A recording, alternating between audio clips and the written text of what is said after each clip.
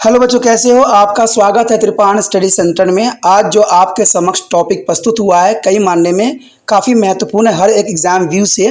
ठीक है, इसमें हम हर एक बात पे विस्तारपूर्वक चर्चा करेंगे और वो सारे जो है पहलू पर विचार करेंगे जो अब तक अछूता था। तो चलिए देखते हैं हमारा आज टॉपिक क्या है। यहाँ पर जो हमारे समक्ष आया है chapter 3 word class 11 history NCERT and CBSE according year.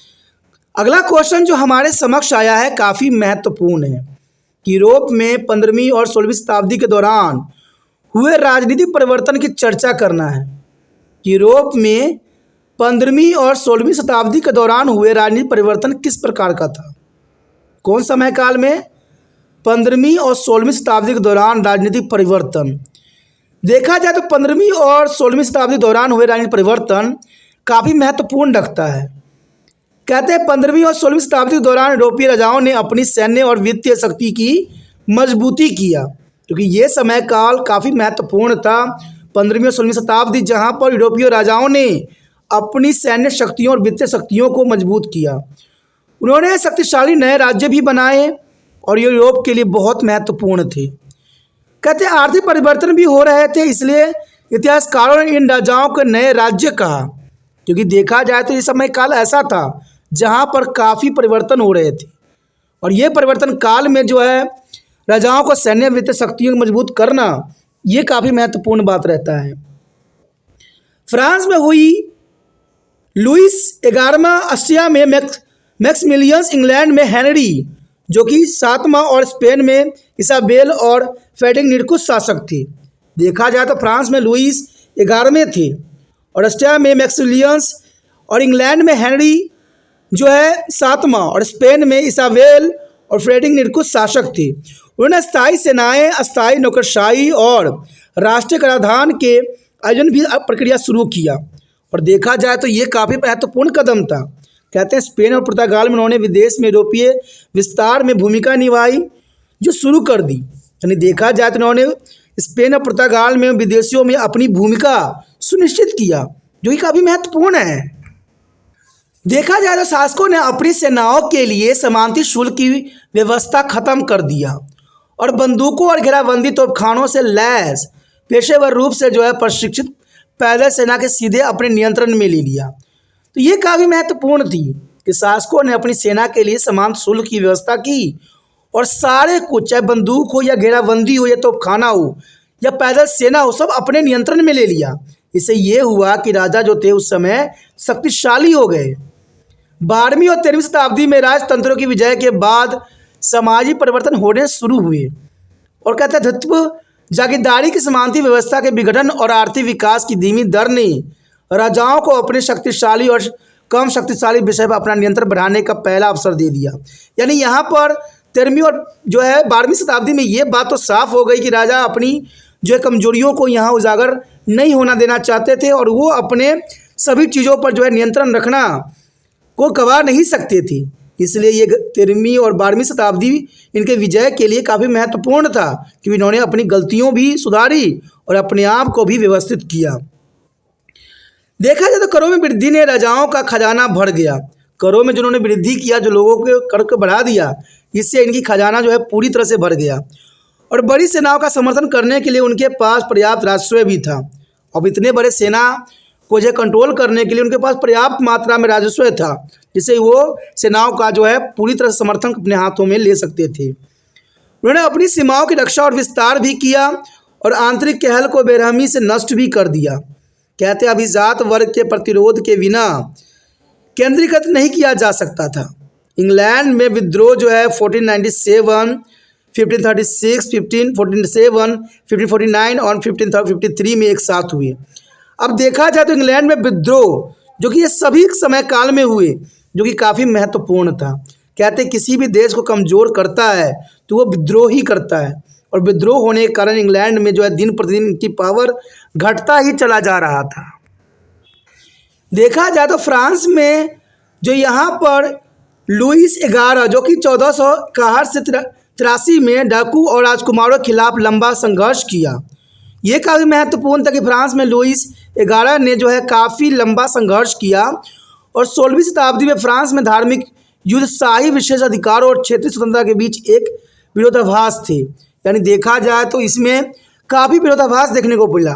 और ख़ास तौर पर फ्रांस में लुईस जो है 11वें के अंतर्गत यहाँ पर काफ़ी धर्म युद्ध भी हुए फ्रांस में, तो ये काफ़ी महत्वपूर्ण है। और देखिया जाए तो क्षेत्रीय स्वतंत्रता के बीच एक विरोधाभास भी था। राजा अब एक विस्तृत जो है दरबारी समाज और रक्षक संरक्षक नेटवर्क का केंद्र था। राजा अब सब कुछ राजा ही था। यानी राजा तो जो था एक दरबारी समाज भी था, एक संरक्षक ग्राहक भी था और संबंधों का नेटवर्क केंद्र भी था। कहते हैं सभी राजतंत्रों को, चाहे वो कमज़ोर हो चाहे शक्तिशाली हो, उन लोगों के सहयोग की आवश्यकता थी जो सत्ता पर नियंत्रण रख सकते थे। इसे कोई फर्क नहीं पड़ता है कि वो कमज़ोर थे या मजबूत थे। संरक्षण सहयोग और सुनिश्चित करने का साधन बन गया था। इसे धन के माध्यम से भी प्राप्त किया जा सकता था। यानी देखा जाए तो सारी शक्ति जो थी राजाओं के जो है इर्द गिर्द ही घूमती थी और राजा इस समय काफ़ी मजबूत पड़ गया था, क्योंकि इसमें कोई फर्क नहीं पड़ा कि वो कमज़ोर थे या मजबूत थे। उनका जो है सबसे महत्वपूर्ण था कि धन के माध्यम से वो प्राप्त कर सकते थे। देखा जाए तो अस्तित्व सुनिश्चित करने के लिए कुलीन वर्ग ने एक सामरिक बदलाव का प्रबंधन भी किया। यानी यहाँ पर यह बात काफ़ी महत्वपूर्ण रहता है कि अस्तित्व सुनिश्चित करने के लिए कुलीन वर्ग ने एक सामरिक बदलाव का प्रबंधन किया। उन्होंने जल्द ही खुद को जो है वफादारों में बदल लिया। वफादार निरपेक्षता को समानतावाद का संशोधित रूप कहा जाता है और समानता को जो है प्रशासनिक सेवा में अस्थायी स्थान भी दिया गया। अब वो राजनीतिक परिदृश्य पर हावी होने लग गए। तो ये काफ़ी महत्वपूर्ण है। अस्तित्व सुनिश्चित करने के लिए कुलीन वर्ग ने एक सामरिक बदलाव का प्रबंधन किया। उन्होंने जल्द ही खुद को वफादारों में बदल लिया।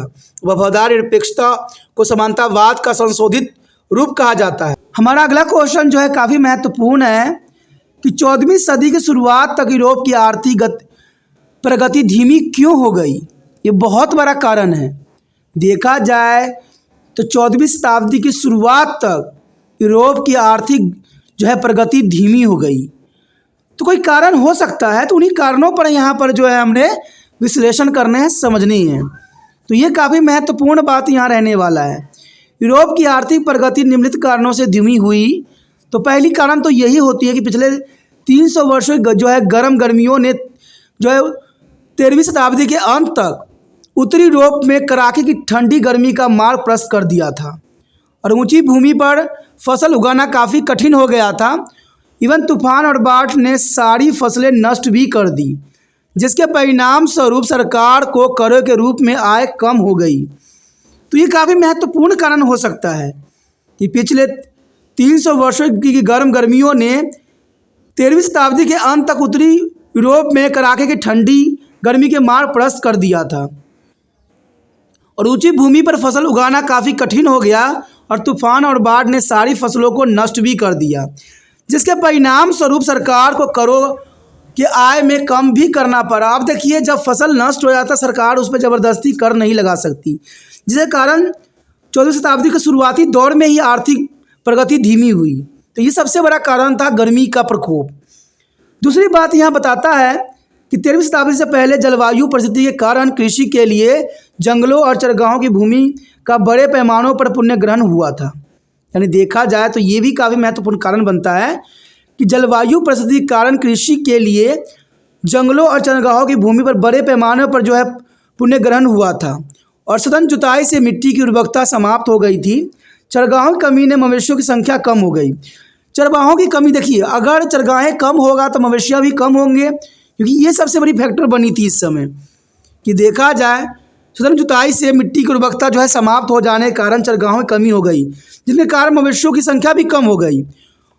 और 1315 और 1317 के बीच, यानी 1315 से लेकर 17 के बीच के यूरोप में भयंकर अकाल की चपेट में आ गया और ये अकाल बहुत ही दुखदायक थी। कहते हैं 1320 के दशक तक बड़े पैमानों पर मवेशियों की मौत हुई। तो कहते हैं उस समय सभी लोग मवेशियों पर ही आश्रित थे और मवेशियों की इतनी संख्या में मौत होना बहुत बड़ी दुर्घटना का जो है चालक बन गया था। देखा जाए तो ऑस्ट्रिया और साइबेरिया में चांदी की खदानों में कमी के कारण धातु मुद्रा की भारी कमी से व्यापार प्रभावित हुआ, क्योंकि अस्टिया और अराबिया में चांदी के खदानों में कमी आने लग गई, जिसके कारण व्यापार काफ़ी प्रभावित हुआ और सरकारों को मुद्रा में चांदी की मात्रा कम करने और इसे सस्ती धातुओं के साथ मिलाने के लिए मजबूर किया। और देखा जाए तो मुद्रा में चांदी की मात्रा कम होना भी उस समय अर्थव्यवस्था को जो है धराशायी कर दिया। इवन देखा जाए तो 13वीं और 14वीं शताब्दी में व्यापार के विस्तार के साथ सुदूर देशों ने माल जो है लेकर जहाज यूरोप बंदरगाहों पर पहुंचने लग गए थे और जहाज़ों के साथ घातक बुबोनिक प्लेग संक्रमण यानी ब्लैक डेथ वाले चूहे भी आए।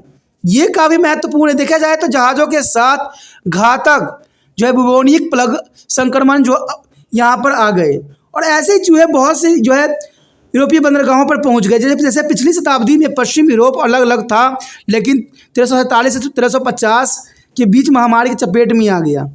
तो देखा जाए तो ये भी बहुत बड़ा कारण बना प्लेग, जिसका क्वेश्चन हम आगे भी करेंगे प्लेग के अंतर्गत। इसका परिणाम क्या हुआ कि व्यापार के अंदर शहर प्रभावित हुए। मठों और कॉन्वेंट जैसे बंद समुदाय में भी जब एक व्यक्ति प्लेग से संक्रमित होता था तो उसे बहुत सारे लोग इससे प्रभावित हो जाते थे।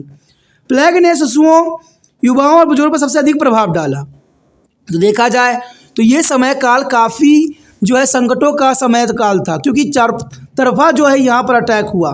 बीमारी ने तो अटैक किया ही किया, प्लस खदानों की सोना ख़त्म हो जाना, प्लस देखा जाए तो यहाँ पर जो है मवेशियों के चरगाहों का न होना, ठंड का अधिक पड़ना, इस सारे कारण जो थे 14वीं शताब्दी के शुरुआती में अर्थव्यवस्था को जो है धराशायी करने के लिए पर्याप्त कारण बने। और हमारा अगला क्वेश्चन जो आया है काफ़ी महत्वपूर्ण है कि मध्ययुगीन यूरोप में प्रचलित समानतावाद की प्रमुख कमियों पर चर्चा करें। कि मध्ययुगीन यूरोप में प्रचलित समतावाद जो थी उसमें क्या क्या कमियां थी और क्या बात थी, तो इसको बारे में आपने यहाँ पर एनालाइज करना है कि मध्ययुगीन यूरोप में प्रचलित समानतावाद की प्रमुख कमियां पर हमने चर्चा करना है। काफ़ी महत्व रखता है कि मध्ययुगीन यूरोप में प्रचलित समानतावाद की प्रमुख कमियां इस प्रकार थी। देखा जाए तो इसने देश को सामंतों को स्वामित्व वाली छोटी छोटी जागीरों में विभाजित कर दिया था। इसने देश के सामंतों को स्वामित्व वाले छोटी छोटी जागीरों में विभाजित कर दिया था और वो सब स्वार्थी थे, सारे के सारे सेल्फिश थे, स्वार्थी थे। उन्होंने अपने बारे में अधिक चिंता की और समग्र रूप से देश के हितों की अनदेखी की। यही तो कहते हैं दुनिया में सबसे बड़ी कमियां हैं। इंसान स्वार्थी है, वो स्वयं के बारे में सोचता है, दूसरे के बारे में नहीं सोचता है। आज भी देखिए हर क्षेत्र में देखा जाए तो आपको ऐसे लोग मिल जाते हैं जो सिर्फ स्वयं के बारे में सोचते हैं, और जो स्वयं के बारे में सोचते हैं उसका न तो देश अच्छा होता है न उसका प्रगति अच्छा होता है। क्योंकि हम जो दूसरे के बारे में सोचते हैं वही ज़िंदगी में कामयाब भी होता है। बेशक उसको स्टार्टिंग में कोई इसको ना चाहे ना पसंद करे, लेकिन जो दूसरे की भलाई करता है उसका सदैव ही कहीं कोई ना कोई रूप में भलाई होती ही रहती है। लेकिन इस समय देखा जाए तो कमियां यही थी कि जागोरों में विभाजित कर दिया गया था। वो स्वार्थी थे, उन्होंने अपने बारे में अधिक चिंता किया, देश के हितों की अनदेखी की। अंत समानतावाद ने राष्ट्रीय एकता को आघात पहुंचा दिया। समानतावाद ने राष्ट्रवाद की एकता को जो है आघात पहुंचाया। कहते हैं केंद्र सरकार बहुत कमज़ोर हो गई और समानता अधिक शक्तिशाली एवं सर्वोच्च हो गई। जागीरदारों ने राजा के आदेश की अवहेलना करना शुरू कर दिया, क्योंकि उसके पास सब कुछ था। राजा का जो है बातों को ना मानना उसके लिए कोई बड़ी बात नहीं थी। यानी राजाओं को जो है अवहेलना करना आम बात हो गई थी, वो भी जमींदारों के द्वारा। राजा सेना और धन दोनों के लिए पूरी तरह से समानता पर निर्भर था। राजा जो था धन और सेना सारे के सारे समानतों पर ही निर्भर था, क्योंकि सामंत जो थे उस समय अधिक शक्तिशाली हो गए थे और राजा की बातों का अनदेखी करने लग गए थे। कभी कभी वो अपनी स्वतंत्रता का दावा करते थे और राजा उन पर नियंत्रण नहीं रख पा रहे थे। तो जनरल सी बात है, जहाँ राजा अपने प्रजा पर नियंत्रण न रख सके वो राज्य चलने वाला कभी नहीं हो सकता है।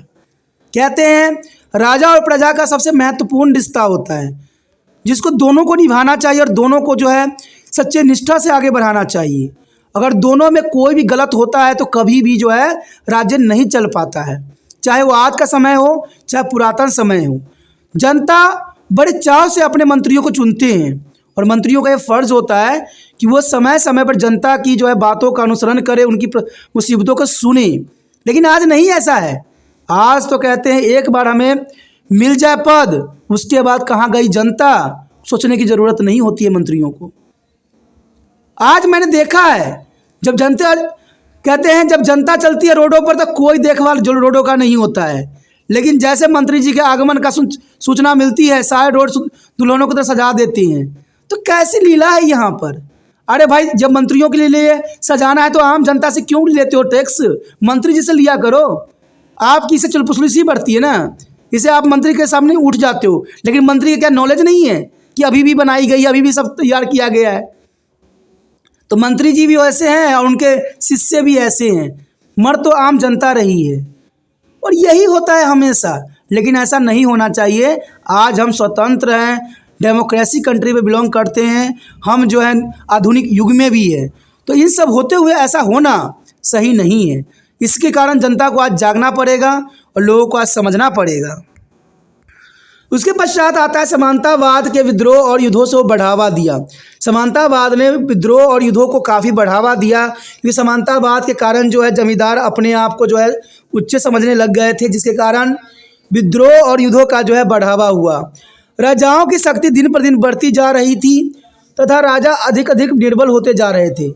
देखा जाए तो राजाओं की शक्ति दिन प्रतिदिन बढ़ती जा रही थी, लेकिन राजा अधिकार निर्बल होते भी जा रहे थे। कई क्षेत्रों में राजा बहुत पावरफुल बन गए थे, तो कई क्षेत्रों में राजा जो थे निर्बल होते चले जा रहे थे। इससे सरदारों में विद्रोह प्रवृत्ति बढ़ा लावा, क्योंकि देखिए उस समय सरदारों के अंदर जो है था छोटे छोटे राज्य संरक्षित थी। जब राजा कमज़ोर होता है तो वहाँ पर जो राज्य करने वाले छोटे छोटे सरदार होते हैं अपने आप को स्वतंत्र घोषित कर लेते हैं और राजा की बातों को अवहेलना करने लग जाते हैं। सरदार नई जमीनें पाने के लिए भी इच्छुक थे। अंत उन्होंने निरंतर युद्ध होता ही रहता था। सरदार चाहते थे कि उनकी और भी जो है सीमा बढ़े और अब अपने आप को राजा के सपने देखने लग गए। तो राजा सपना तभी सच होता है जब राजाओं को हराना होता है, तो ये सरदारें करने लग गए। तो ये काफ़ी महत्वपूर्ण बात रहता है। इसे शांति और सुरक्षा को नष्ट कर दिया और समाज में अराजकता का और भ्रम पैदा हो गई। यानी सुरक्षा और शांति जो है पूरी तरह से नष्ट हो गया और समाज में अराजकता का बोलबाला बढ़ गया। कहते हैं दोषपूर्ण सैन्य संगठन के समानतावाद जिम्मेदार था। दोषपूर्ण सैन्य संगठन, कोई भी देश को चलाने के लिए सैन्य संगठन काफ़ी महत्वपूर्ण होता है, लेकिन यहाँ पर सैन्य संगठन जो थी दोषपूर्ण थी। प्रत्येक स्वामी ने अपने सेना को अपने ढंग से संगठित किया और राष्ट्र संकट के परिणाम स्वरूप उनके हथियार और प्रकाश व्यवस्था के तरीकों भी विभिन्न हो गए। तो ये काफ़ी महत्वपूर्ण रहता है कि राष्ट्रीय संकट के परिणाम स्वरूप उनके हथियार और प्रकाश व्यवस्था के तरीके भी विभिन्न हो गए। समानतावाद के कारण न्याय का जो है कुप्रबंधन हुआ और प्रत्येक स्वामी का अपना न्याय और कानून था। उन्होंने मामलों का फैसला किया और लोगों को एक ही अपराध के लिए दंड भी किया जो संपत्ति तक भिन्न था। यानी देखा जाए तो एक ही अपराध के लिए अलग अलग दंड देना इस समय की सबसे बड़ी जो है कुरीतियों में से एक नीतियाँ मानी जा सकती है, क्योंकि कहते हैं अपराध अलग और सज़ा एक संभव नहीं थी। और इन सब कारणों से जो है यहाँ पर इन सब कमियाँ थी, जो ये काफ़ी महत्वपूर्ण बात रखता है। और हमारा अगला क्वेश्चन जो है काफ़ी महत्वपूर्ण है कि यूरोप में जनसंख्या की बदलती प्राकृतिक ने अर्थव्यवस्था और समाज को किस प्रकार प्रभावित किया। यूरोप में जनसंख्या की बदलती प्राकृतिक ने और अर्थव्यवस्था और समाज को किस प्रकार प्रभावित किया, तो ये काफ़ी महत्वपूर्ण है। कहते हैं किसी भी अर्थव्यवस्था को प्रभावित करने के लिए जनसंख्या काफ़ी महत्वपूर्ण जो है जरिया होता है। जनसंख्या स्तर में जो है दीर्घकालीन परिवर्तन ने अर्थव्यवस्था और समाज को निम्नलिखित तरीके से प्रभावित किया, तो ये प्रभावना काफ़ी महत्वपूर्ण थी और जो प्रभावित भी जनसंख्या ने किया। पहली बात तो यही आता है कई शहर अस्तित्व में आ गए। इसके कारण जनसंख्या वृद्धि होने से कई शहर जो है अस्तित्व में आए हैं, इसमें कोई दो राय नहीं है। वो व्यापार और वाणिज्य के केंद्र भी बनाए गए हैं और समाज अधिक उन्नत एवं सभ्य भी हो गया है। तो ये काफ़ी महत्वपूर्ण बात है कि समाज अधिक उन्नत एवं सभ्य भी हो जाता है। और इस परिवर्तन से कृषि उत्पादन में नए परिवर्तन भी देखने को मिले, क्योंकि जनसंख्या बढ़ेगा तो कृषि में उत्पादन में नए परिवर्तन भी देखना कोई बड़ी बात नहीं थी। उत्पादन अपने चरम पर पहुंच गया और अच्छी गुणवत्ता वाली वस्तुओं का उत्पादन किया गया, जिससे जीवन प्रत्याशा दर में काफ़ी वृद्धि होने लग गई। तो ये काफ़ी महत्वपूर्ण बात है कि जनसंख्या वृद्धि होगी तो अर्थव्यवस्था में भी काफ़ी बदलाव देखने को हमें मिल सकता है। जनसंख्या हर्ष के परिणाम स्वरूप श्रम की भारी कमी हो गई और कृषि और विनिमय के बीच गंभीर असंतुलन पैदा हो गया। क्योंकि दोनों में सामान्य रूप से संलग्न होने के लिए पर्याप्त लोग नहीं थे। कृषि वस्तुओं की कीमतें गिर गई क्योंकि खरीदने के लिए कम लोग थे। कृषि वस्तुएं कीमत गिर गई क्योंकि खरीदने के लिए बहुत ही कम लोग थे। मजदूरी दरों में वृद्धि हुई क्योंकि ब्लैक डेथ के बाद इंग्लैंड में श्रम विशेष के रूप में कृषि श्रम की मांग जो है 250% बढ़ गई। जनरल सी बात है, जो यहाँ पर प्लेग फैली यानी ब्लैक डेथ हुई, जिसके कारण श्रमिकों की संख्या कम गई। और यहाँ पर देखा जाए तो काफ़ी मात्रा में जो है श्रमिकों की संख्या घटी। देखा जाए तो काफ़ी महत्वपूर्ण है कृषि बटन की जो है मांग बढ़ने के कारण ये भी रहा, क्योंकि इंग्लैंड में जो है ब्लैक डेथ काफ़ी हुई। महिलाएं कपड़ा बुनती थी और कपड़े बुनती थी और बच्चे जो है वाइन प्रेस में काम करते थे। ये काफ़ी महत्वपूर्ण बात है कि महिलाएं कपड़ा बुना करती थी और बच्चे जो है भगवान की वाइन प्रेस में काम करते थे। तो ये काफ़ी महत्व रखता है। यहाँ पर कहते हैं जागीर पूरी तरह से आत्मनिर्भर नहीं हो सके। देखा जाए तो जागीरदार जो थे पूरी तरह से आत्मनिर्भर नहीं हुए, क्योंकि उनमें नमक, चक्की और धातु के बर्तन बाहर से प्राप्त करने पड़ते थे। और हमारा अगला क्वेश्चन जो है काफ़ी महत्वपूर्ण है कि प्लग से व्यापार और शहर किस प्रकार प्रभावित हुए। देखा जाए तो ये काफ़ी महत्वपूर्ण बात आती है कि इस समय जो है बीमारी ने, जो कि प्लग से थी, प्लग की बीमारी थी जो चूहे से फैलता था, और ये बीमारी जो है यूरोप में पूरी तरह ही माम मचा दिया। जनसंख्या खत्म हो गई, लेबरों की कमी हो गई, बच्चे बूढ़े नवजात सब पे बुरा असर पड़ा। देखा जाए तो एक बीमारी थी ये जो हमारे बस में नहीं था। कहते हैं चूहे जो होते थे जो प्लग बीमारी फैलाने का मुख्य कारक बनते हैं, चोरी छुपे जहाज़ों पे आ गए और पूरे शहर में त्राहिमाम मचा दिया। ये तो प्राकृतिक आपदा ही एक तरह से देखा जाए है। लेकिन आज जो पूरा विश्व त्राहिमाम कर रही है, ये तो प्राकृतिक आपदा नहीं है, ये तो मनुष्य के लिया गया, अपने चाल चले गए और अपने राज्य को विस्तार के लिए किया गया एक षड्यंत्र है।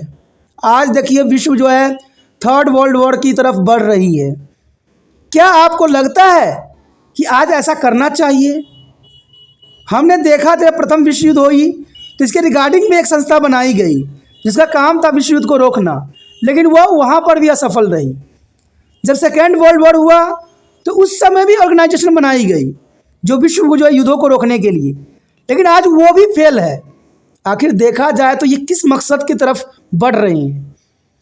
जमीन के टुकड़े के लिए आपस में लड़ रहे हैं, धर्म पे लड़ रहे हैं। कहते हैं दोस्तों, एक व्यक्ति की सोच विचार पूरे जनता को नुकसान पहुंचाती है। मेरा विचार तो यही है कि जिस व्यक्ति को प्रॉब्लम है, जिस व्यक्ति को ऐसा चाहिए, उन दोनों व्यक्तियों को आपस में तलवार दे दो और आपस में कह लो फैसला कर लेने के लिए। जनता क्यों मरे? जनता को नुकसान क्यों हो? जनता ददर क्यों भटके? क्या मंत्री लोग कभी ददर भटकते हैं?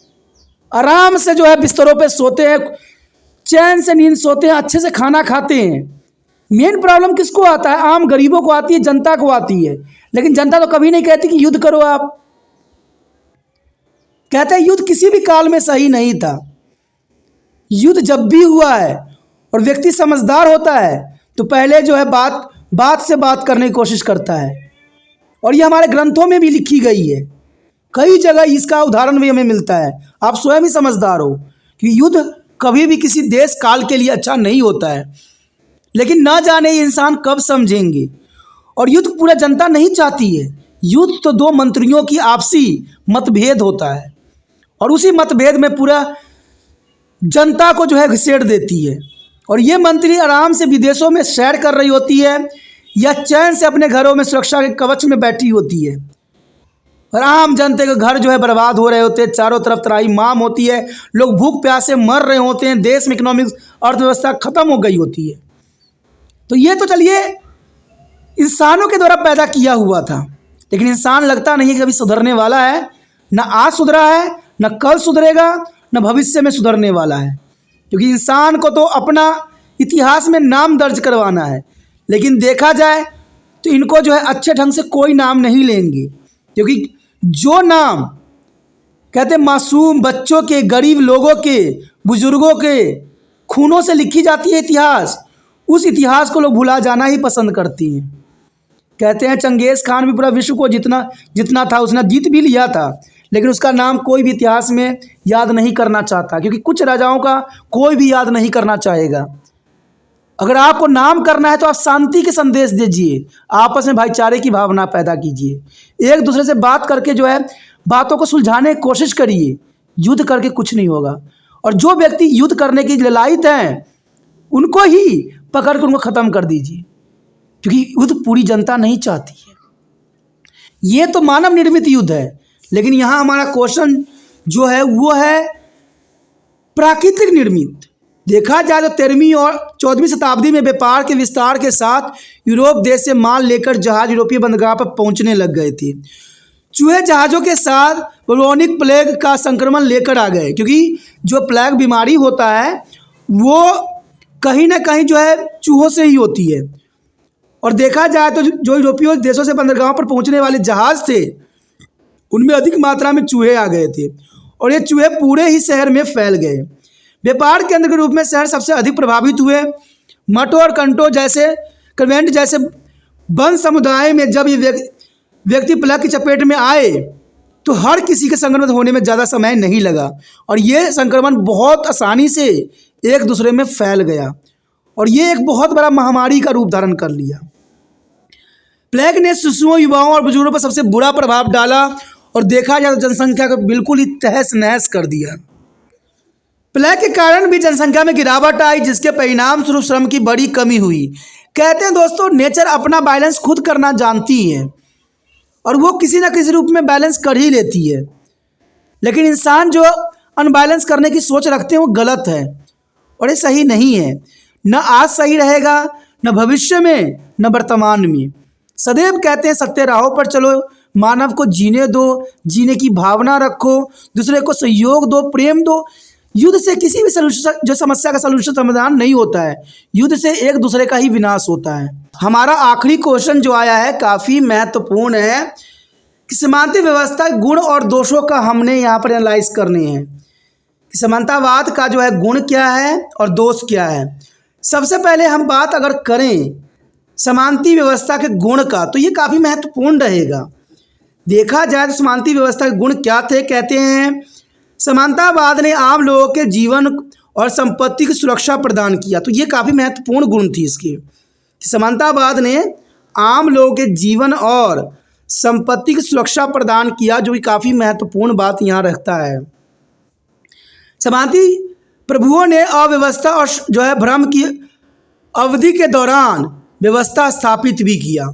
समानता जो है प्रभुओं ने जो व्यवस्था और अव्यवस्था और भ्रम की अवधि के दौरान व्यवस्था स्थापित किया, तो ये काफ़ी महत्वपूर्ण बात थी। समानतावाद ने राजाओं के निरंकुश शासन पर प्रभावी नियंत्रण भी रखा। समानतावाद ने राजाओं के निरंकुश शासन पर प्रभावी नियंत्रण रखा, जो काफ़ी महत्वपूर्ण है। उसके पश्चात अगर हम नज़र दौड़ाएं समानतावाद के अव्यवस्था के अवगुण, समानतावाद के अव्यवस्था के क्या गुण थे और क्या अवगुण, तो इसके कारण जो है हम गुणों का यहाँ पर अध्ययन कर रहे हैं। गुण तो हमने किया, अब गुण को भी जान ले तो हमें काफ़ी रहेगा सही। समानता स्वामी अपनी संपत्ति का विस्तार करने के लिए हमेशा एक दूसरे से झगड़ते रहते थे। ये बात काफ़ी महत्वपूर्ण थी कि ये अवगुणों के अंतर्गत है कि आपस में हमेशा एक दूसरे से लड़ते झगड़ते रहते थे। इसके परिणाम स्वरूप समाज में शांति व्यवस्था प्राय भंग हो जाती थी। कहते हैं लड़ाई झगड़ा से हमेशा ही जो है लोगों को नुकसान होती है। ये बात कभी लोग समझेंगे नहीं, ना आज समझे, ना कल समझेंगे, ना भविष्य में समझने वाले हैं। और इसके कारण समाज में शांति व्यवस्था जो भंग होगी तो होती ही रहेगी, इसमें कोई दो राय नहीं है, क्योंकि लोग समझदार नहीं हैं, लोग मूर्ख हैं। कहते हैं जो बातें विचारों से हो सकती है, बातों से हो सकती है, उसके लिए इतना भयंकर भयंकर हथियारों का यूज़ करना कभी भी मानवता को कभी भी प्रचालक नहीं है। और मेरा विश्वास है कि भविष्य में इनको कोई भी याद नहीं रखेगा, हमेशा ये दुख दर्द वाली बातें ही रहेगी। कहते हैं युद्ध से आम जनता को तकलीफ होती है, बड़े लोगों को कुछ भी नहीं होती है। बड़े लोग तो निश्चिंत से इस देश से उस देश ट्रैवल कर जाते हैं, रह जाते हैं आम गरीब बच्चे लोग जो सिर्फ रोते हैं, जीवन उनके जीते हैं। लेकिन क्या युद्ध को रोका नहीं जा सकता? रोका क्यों नहीं जा सकता? कहते हैं अगर हम की भावना रहेगा तो जीवन में कभी भी कामयाब नहीं हो सकता है। और मेरा विश्वास है इतिहास में जो व्यक्ति इनके बारे में लिखेगा वो सबसे बड़ा मूर्ख होगा। ये इतिहास नहीं बना रहे हैं, काला इतिहास बना रहे हैं, क्योंकि युद्ध किसी भी देश के लिए अच्छा नहीं है। मैं तो कहता हूँ युद्ध की बातें ही हमें इतिहास में नहीं रखना चाहिए कि दूसरे व्यक्ति समझ दे और बोले कि उनका तो इतिहास में नाम है। अरे किस बात की नाम रख रहे हो इतिहास में? हमेशा जो इतिहास में जब आपका नाम रहेगा तो उन व्यक्तियों का नाम नहीं होगा जो रो रहे हैं, जिन्होंने अपने को खो दिया, जिनकी आंसू आपको देखा नहीं जा रहा है। क्यों इतिहास बनाने के फिराक में लगे हुए हो? कोई भी आपको इतिहास में याद नहीं करेगा, ये मेरा विश्वास है। कहते समानता व्यवस्था राजनीतिक एकता को विकास में बाधक साबित हुई। अब जनरल सी बात है, युद्ध लड़ाई होती रहेगी, इसमें अराजकता फैलेगी और इससे जो है राजनीतिक एकता के विकास में बाधक साबित होगा, इसमें कोई दो राय नहीं है। समानतावाद आम आदमियों के शोषण पर आधारित था। यही बात आ गई शोषण पे। कहते हैं कभी भी बड़े लोगों का शोषण नहीं होता, हमेशा आम आदमियों का ही शोषण होता है। समानतावाद आम आदमियों के शोषण पर आधारित था। समानता विलासितापूर्ण जीवन जीते थे। जो समानतावाद के विचारधारक थे वो विलासितापूर्वक जीवन जीते थे। कहते हैं आम गरीबों को लूट के जो है अपने तिजोरियां भरते थे। तो इसमें जो है समानतावाद हमेशा विलासितापूर्ण जीवन जीते थे, जबकि किसान और अन्य आम आदमी दयनीय स्थिति में अपना जीवन यापन करता था। कहते हैं 2 वक्त की इनको रोटी भी इकट्ठा नहीं हो पाता था। तो ये जहाँ पर अधिक गुण है, गुणों की संख्या बहुत ही कम है, और ये काफ़ी महत्वपूर्ण क्वेश्चन एग्जाम व्यू से रखता है। तो इसी के साथ हमारा जो क्वेश्चन की सिलसिला चल रहा था यहाँ पर ठप हो जाता है। ठीक है, अगला हम चैप्टर पे फिर से मिलेंगे, फिर से हम आगे देखेंगे कि हमारा अगला चैप्टर में क्या क्या क्वेश्चन रहेगा। कुछ क्वेश्चन को उठाएंगे, तो आप बने रहे त्रिपाण स्टडी सेंटर के साथ। और जितना हो सके शेयर करने की भावना आपके मन में बरकरार रहना चाहिए। जितना हो सके शेयर कीजिए, शेयर कीजिएगा तभी दूसरे बच्चों का केयर होगा, क्योंकि शेयर करने से ये होता है दूसरे बच्चों तक वीडियो पहुंच जाती है आसानी से। क्योंकि यूट्यूब में अगर कोई रिसर्च करता है तो जनरल सी बात है, जो पहले से वीडियो उपलब्ध है वही वीडियो सबसे पहले आते हैं, त्रिपाण स्टडी सेंटर के नहीं आते हैं। अगर आपको समझ में आ रहा है, अच्छा लग रहा है, तो जनरल सी बात है दूसरे बच्चों तक शेयर करने की भावना बरकरार रहना चाहिए आपके मन में, क्योंकि आप ही एक माध्यम हो जिसको मैं कह सकता हूँ, समझ सकता हूँ। क्योंकि मैं किसी को नहीं जानता, सिर्फ आपको जानता हूं जो आप वीडियो देख रहे हो, समझ रहे हो। क्योंकि आपको समझ में आएगा तो दूसरे बच्चों को भी समझ में आएगा। तो आपसे थोड़ा सा ही कार्य कह रहा हूं कि सिर्फ यूट्यूब को जो है शेयर से लिंक कीजिए, कॉपी और व्हाट्सएप स्टेटस पर लगा दीजिए। जिनको देखना होगा देखिएंगे, जिनको नहीं देखना होगा नहीं देखेंगे। आपने अपना कार्य किया, त्रिपाण स्टडी सेंटर ने अपना कार्य किया। कहते हैं हम दोनों अपने कार्य से अग्रसर हैं, इसलिए हम जग कल्याण के रास्तों पर अग्रसर हैं। ठीक है, पहली बार मेरे चैनल पे आए हो, पहली बार जो देख रहे हो, समझ में आ रहा है, अच्छा लग रहा है, तो जितना हो सके शेयर करने के साथ सब्सक्राइब भी कर लीजिए। क्योंकि सब्सक्राइब कीजिएगा तभी जो है अगले वीडियो का नोटिफिकेशन भी मिल पाएगा। तो सोचिए नहीं, विचार न कीजिए, अभी त्रिपाण सेंटर को सब्सक्राइब करके अपने मोबाइल में सेव कीजिए।